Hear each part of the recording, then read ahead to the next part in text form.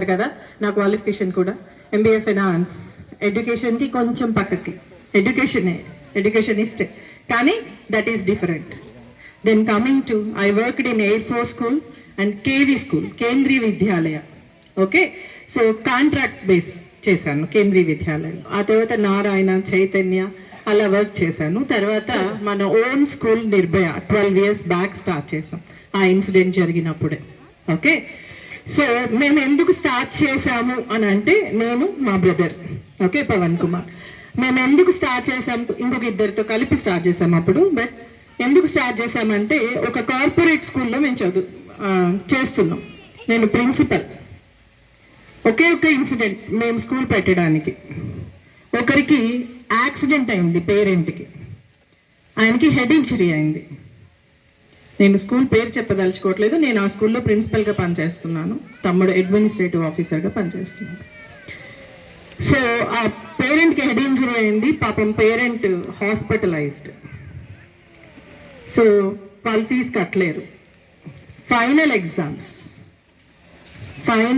Exams రాయాలి. ఆ management వాళ్ళని రానివ్వట్లేదు. నేను అక్కడ కూర్చున్నాను ప్రిన్సిపల్ సీట్లో, కానీ నేను అతన్ని ఎలా చేయలేను. నాకు ఏ హక్కు లేదు. ఊరికనే కూర్చున్నాను అంతే. We felt very bad. ఇద్దరం ఉన్న ఉపయోగం లేదు, ఇంకో ఇద్దరు ఉన్నారు, ఉపయోగం లేదు. సో వీ డిసైడెడ్ దట్, అంటే టీచర్ అంటే ఎలా అంటే, స్టూడెంట్కి ఏమన్నా అయితే మా పిల్లలకి అయిన దానికన్నా ఎక్కువ ఫీల్ అవుతాం, ఎందుకంటే మేము వాళ్ళతోనే ఎక్కువ ఉంటాం. సో ఆల్మోస్ట్ ఇది నా 22nd year. నా మ్యారేజ్ అయిన దగ్గర నుంచి నేను వర్క్ చేస్తూనే ఉన్నాను యాజ్ ఎ టీచర్. సో అక్కడ మేము అందరం డిసైడ్ అయ్యి, టీచర్స్ అందరం కొంచెం మనీ వేసుకుని వాళ్ళకి, ఆ వాళ్ళకి ఫీజు కట్టేసేసి ఆ పిల్లోడిని చదివించాం. కానీ ఆ రోజు మేమందరం చాలా ఫీల్ అయ్యామన్నమాట. అంటే పేరెంట్ ఫీజు కడితేనే స్కూల్ నడుస్తుంది, దాంట్లో నో డౌట్. ఎందుకంటే మేము టీచర్స్కి శాలరీస్ ఇవ్వాలి కాబట్టి, అది నేను యాక్సెప్ట్ చేస్తాను 200%. కానీ కొన్ని సర్కమ్స్టాన్సెస్ ఉంటాయి. నాన్న టీచర్స్ ప్లీజ్, ఇంకెవరన్నా ఉన్నా మీరు కూడా కూర్చోండి, బట్ దాంట్లో నో డౌట్ అబౌట్ ఇట్. కానీ సిచ్యువేషన్ని మనం అర్థం చేసుకోవాలి. Situation being as a teachers, మేము సిచ్యువేషన్ అర్థం చేసుకోకుండా మేము కనుక అలా స్టాప్ చేసేస్తే ఏమవుతుంది, వాళ్ళ లైఫ్ నాశనం అయిపోతుంది. 5th class వాళ్ళ లైఫ్ వాళ్ళకి. అలాంటి సిచ్యువేషన్స్లో మేము నిర్ణయించుకున్నాం, వద్దు. మేము ఉండేది Nirbhaya high school, Chintal, rural ఏరియాలో. పేరెంట్స్ ప్లీజ్ వెళ్ళొద్దు దయచేసి. తర్వాత ఏం వెళ్ళే స్టార్ట్ చేసాం. ఒక రూరల్ ఏరియా, అది కూడా అర్బన్, అంటే సిటీనే కానీ రూరల్ ఏరియా. ఆ రూరల్ ఏరియాలో మనం ఎడ్యుకేషన్, మిడిల్ క్లాస్ ఫ్యామిలీస్ కోసం good education, international level school education మనం ఇవ్వాలి అనుకో. ఓకే అనుకుందాం, ఓకే బాగానే ఉంది, అంతా సూపర్, ఎక్సలెంట్, ఎక్స్ట్రాడినరీ. మనీ ఎక్కడి నుంచి వస్తాయి, ఎవరు వస్తారు?